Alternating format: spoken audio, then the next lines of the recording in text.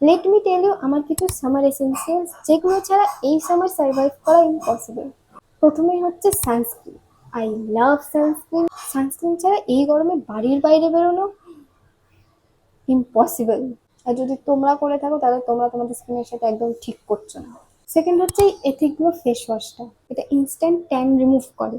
যেদিন একটু বেশি রোদে ঘোরা হয়ে যায়, বাড়ি এসে জাস্ট এইটা দিয়ে ফেস ওয়াশ করলে ইনস্ট্যান্টলি স্কিন অনেক ব্রাইট লাগে, আগের থেকে দেখতে অনেকটা গ্লো করে। একটু স্কিন ড্রাই করে কিন্তু একটা ভালো ময়শ্চারাইজার অ্যাপ্লাই করলে আর কোনো প্রবলেম হয় না।